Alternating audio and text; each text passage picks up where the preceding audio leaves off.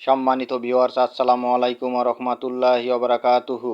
আশা করি সবাই আল্লাহর অশেষ রহমতে ভালো আছেন, সুস্থ আছেন। এই চ্যানেলে আর একটি নতুন গুরুত্বপূর্ণ ভিডিওতে আপনাদের সবাইকে স্বাগতম। আজকে আলোচনা করব অবশেষে বদলির সুযোগ পাচ্ছেন বেসরকারি শিক্ষকরা। বিস্তারিত থাকছে ভিডিওতে। এই ভিডিওটি দেখার আগে যারা এই চ্যানেলে একদম নতুন তারা অবশ্যই চ্যানেলটি সাবস্ক্রাইব করে পাশে থাকা বেল আইকনটি প্রেস করে দিন।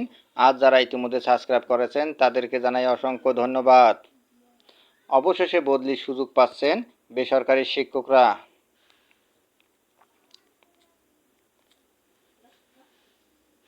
অবশেষে বদলির সুযোগ পাচ্ছেন বেসরকারি শিক্ষকরা।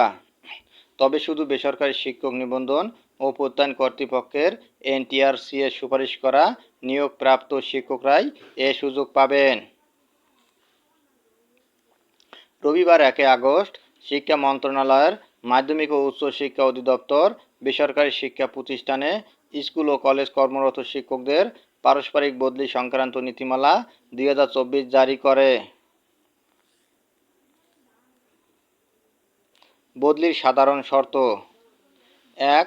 বদলির সাধারণ শর্তে বলা হয়, শুধু সমপদে কর্মরত দুজন শিক্ষকের লিখিত সম্মতিপত্র বদলির আবেদনে বিবেচনা করা হবে। 2. চাকরির আবেদনে উল্লেখিত নিজ জেলা ছাড়া অন্য জেলায় বদলির জন্য আবেদন করা যাবে না। 3. তবে মহিলা আবেদনকারীরা স্বামীর জেলায় বদলির জন্য আবেদন করতে পারবেন। 4. নিয়োগপ্রাপ্ত শিক্ষকের চাকরি 2 বছর পূর্ণ হলে বদলির আবেদন করা যাবে। 5. অসম্পূর্ণ বা ভুল তথ্য সম্বলিত আবেদন বিবেচনাযোগ্য হবে না। 6. চাকরি জীবনে কেবল একবার বদলি হওয়ার সুযোগ থাকবে। বদলির কর্তৃপক্ষ মাধ্যমিক ও উচ্চ শিক্ষা অধিদপ্তরের মহাপরিচালক পারস্পরিক বদলির আবেদন নিষ্পত্তি করবেন। আবেদন নিষ্পত্তি প্রক্রিয়া। 1.